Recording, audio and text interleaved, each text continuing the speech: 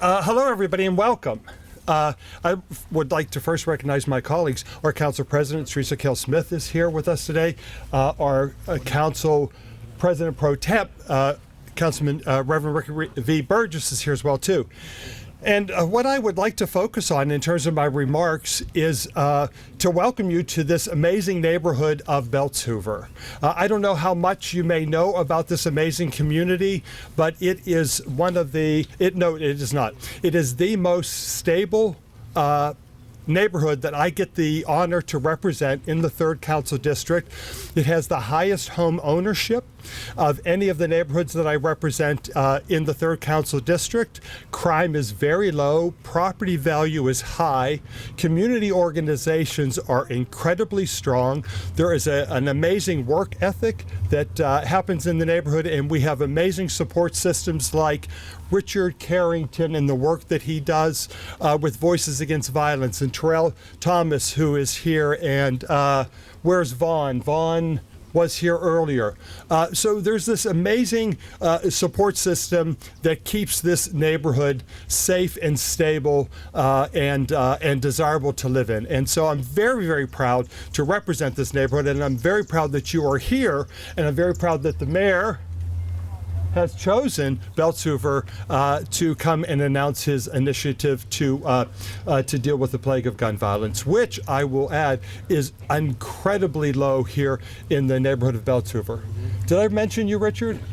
I did, yes. Okay, so with that, without further ado, I will introduce my colleague, Councilman Burgess, for his remarks. Thank you.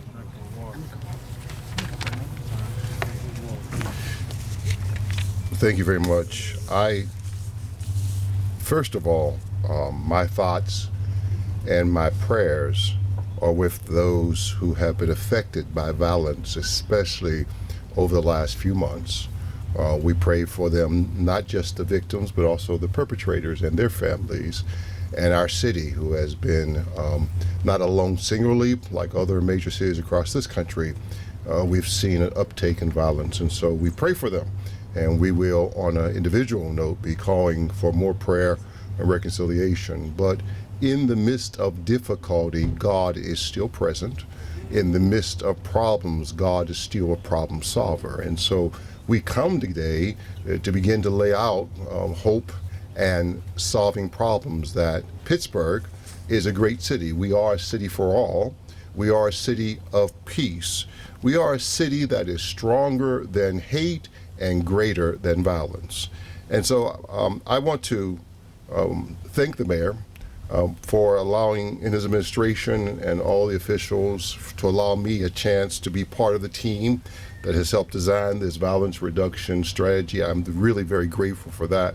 We all know that the real cause of violence is concentrated poverty, institutional racism, trauma-induced hopelessness, and the lack of any sensible gun regulation. And now our kids are armed to the teeth with assault rifles and large magazines.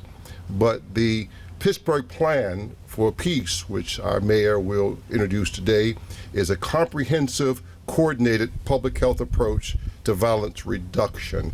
It puts all the pieces together.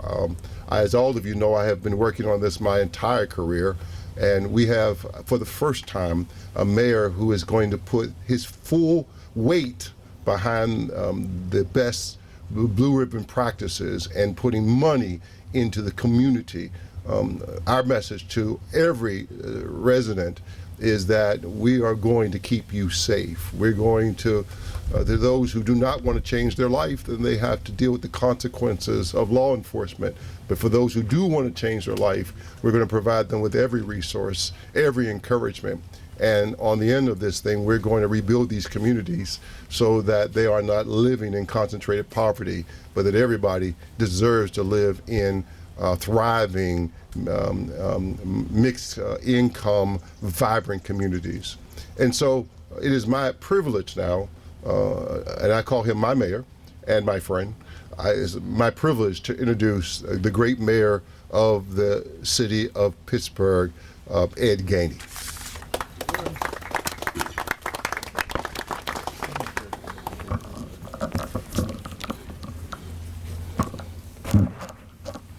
Good afternoon, everyone. Thank you for being here.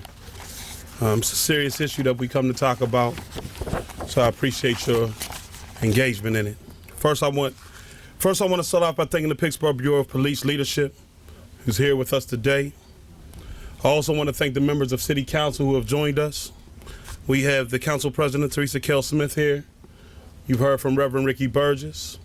I've seen Councilman Bobby Wilson walk in, and want to make sure I didn't forget anybody. And we got the councilman of this district, Councilman Bruce Krause. So I want to thank them, as well as my executive team. And I want to say thank you to all the community members that we have met over the past several months that have provided valuable insight and guidance on our approach to peace in the city. Over the course of the last 4 months, violent crime has increased. In communities throughout our city, we are seeing acts of senseless gun violence, with the tragic loss of an 18-month infant just this past weekend. The men and women of the Bureau of Police do an incredible job every day. Their commitment to our city is invaluable, and we appreciate your hard work and dedication. I want to speak directly to the rank and file and to everyone in the city. This plan will allow us to better align our resources so we can focus on and be committed to capturing the most violent criminals in this city. Today, our message to Pittsburgh's residents and visitors is that public safety is the #1 priority. In March, I expressed my administration's commitment to zero gun violence. Every life is precious. Every life is precious. Everyone. And it is unacceptable for us to lose anyone to senseless gun violence.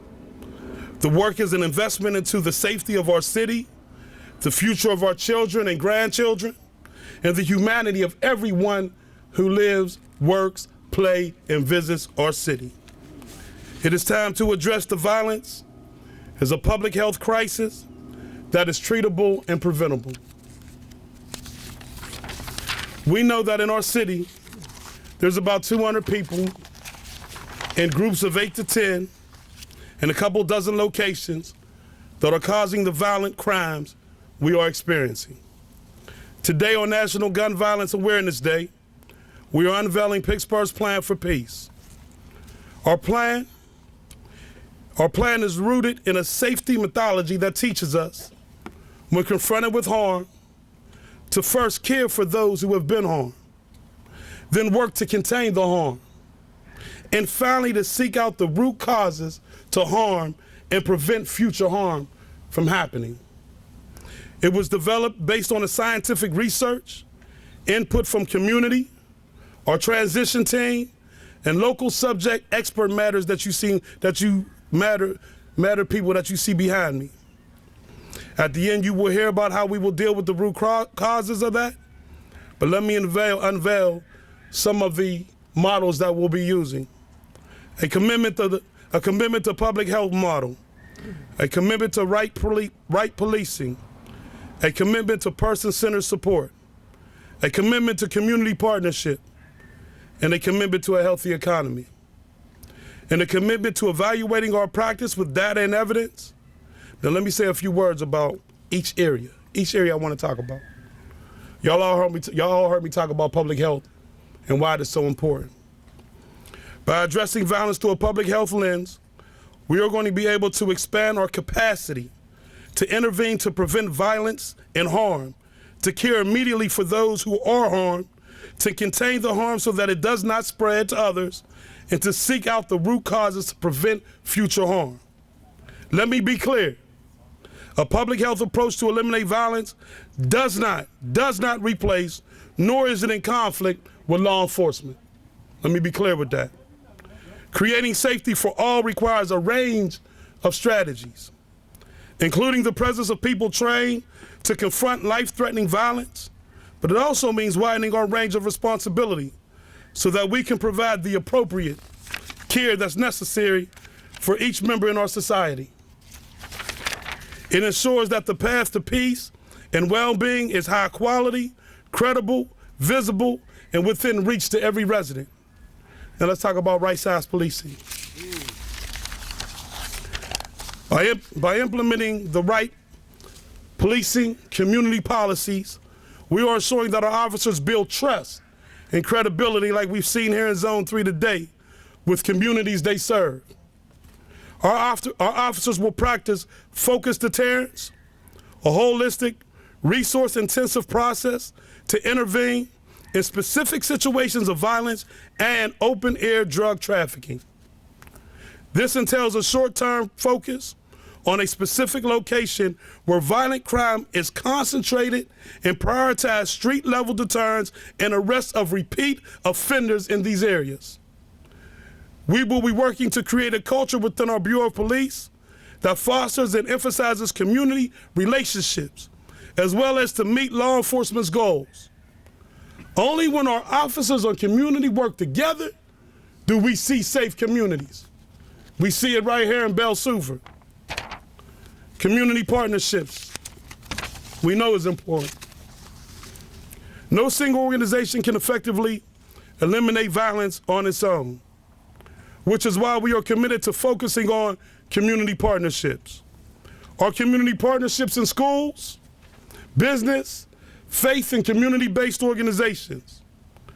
Throughout our Office of Community Service, Violence Protection, we will continue to focus on and support several strategic community-based initiatives, including our GVI, Group Violence Intervention, Safer Together Pittsburgh Coordinated Community Outreach, and in our new Stop the Violence Community Grant Program.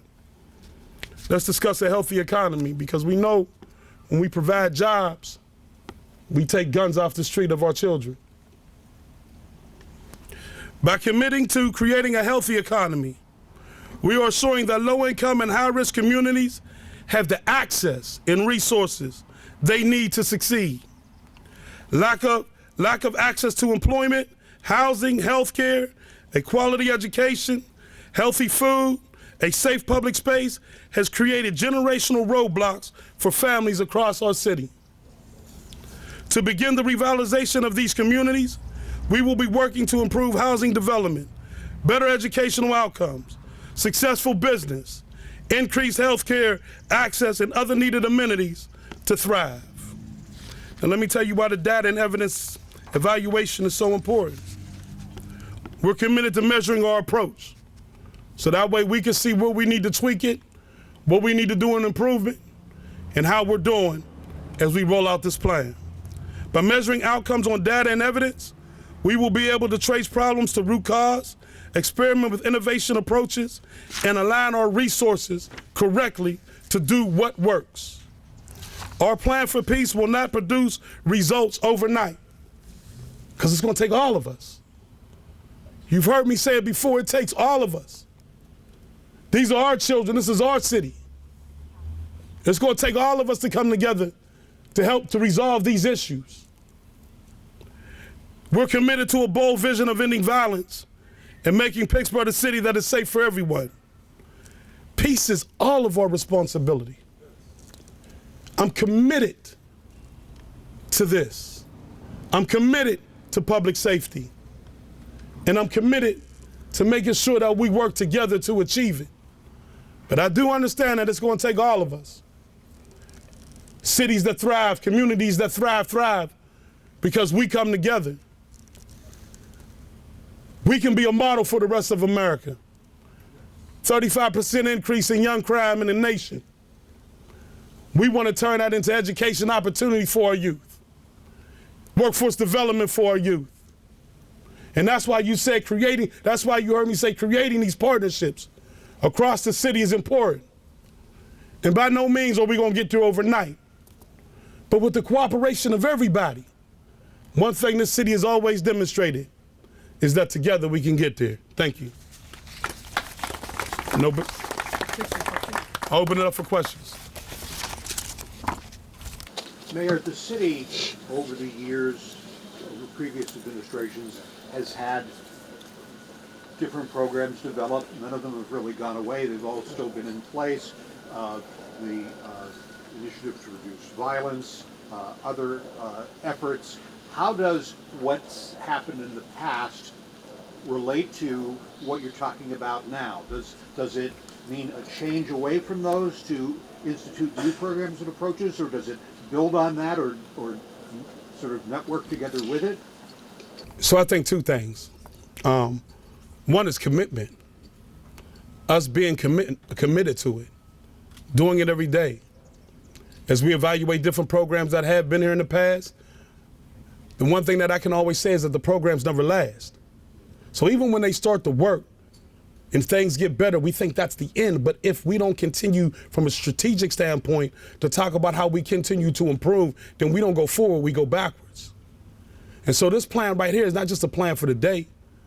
We need this plan to be 20, 30 years in the making. Because at the end of the day, if we don't take this serious every single day, if we don't understand that this is 20, 30 years out development, that we really transform the city in regards to public safety, then you're absolutely correct. We'll go back to yesterday, but I don't want to go back there. You know, if I fought my whole life to reduce crime, particularly gun violence, that'll never stop. That's the only way we ensure an environment that is sure enough safe for our children. We shouldn't have our kids 14, 15 years ago. When I first started at the General Assembly, I told them, I said, y'all tell me now that most of the people getting guns is between 18 and 21. If we don't do nothing to change the law right now, they'll get younger. They'll still come in at 15, 16, and 17. Now, 8 years later, it's 14, 15, 16, and 17-year-olds getting guns. What's the next 10 years? 9, 10, 11, and 12?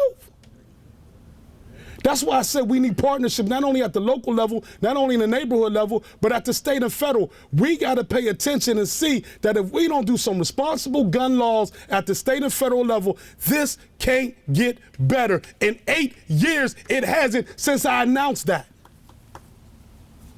We need a partnership with everybody if we're going to save lives, and I'm committed to that. Mayor, you talked about 200 people, a small percentage. Can you hear me? Yeah. A small percentage move up a little bit. a small percentage of criminals responsible for the vast majority of crime, and you're talking about focused deterrence. As I understand it, you would offer them a carrot or a stick, right? Or you'd offer them an off-ramp to get out of crime or else face prosecution. Is that how that works? No, I don't remember that. I don't remember that, no. I've been clear. We have some people that's in the city that are violent. This is what they do. And Andy, we got to get them off the street.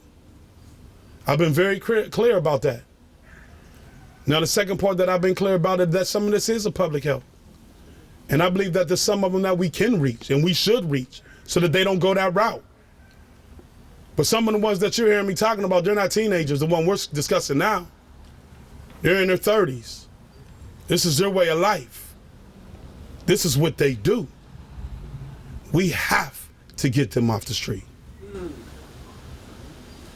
How does this differ from some other programs already out there? I know in the packet it says you're doing Stop the Violence community grants. I know at the state level there is money given out to these community groups. Do you think it's just not enough money at the state level and that's why we need to invest more on the local level?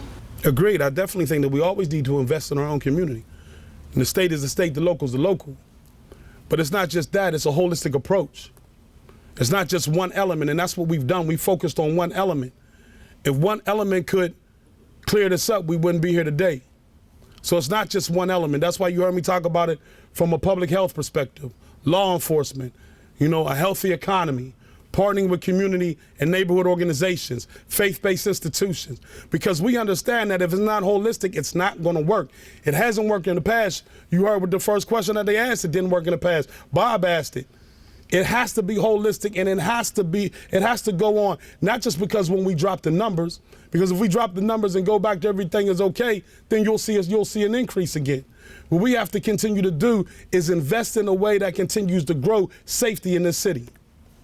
One of the initiatives detailed here talks about expanding the crisis response intervention teams. Talk about what those teams are made up of and Lisa. how they'll be expanded. I'm gonna have Lisa Frank come on up and talk about that. Director Frank. That's what's sometimes called co-response. And so we have started that and are working on expanding it into the bureaus. And the thinking there is sort of, there's two parts to the thinking. One part of the thinking is that when you get a 911 call, you're not sure what you're going to see out there, and some of it may require law enforcement and some of it may require something else, and that those two people going together are going to be in a position to sort it out and move that person into the right path. And I think the second thing there is part of it is about aligning resources. If it is a call, if it is a mental health call, we'd like to let police officers focus on what they do, which is law enforcement and is not mental health. So to get that sorted out so that we can begin to reclaim some of the Bureau's time for the work that the Bureau should be doing. Is that community health and safety, or?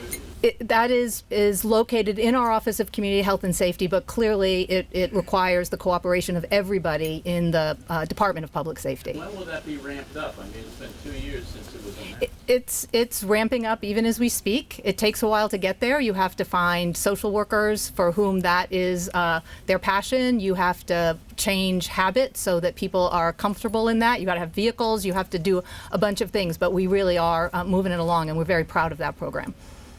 This is the FSC stage. You want to say When you're something? talking about the data and Okay. evidence, tracking that, how often are you going to track it? Is it something you're looking at week by week, month by month?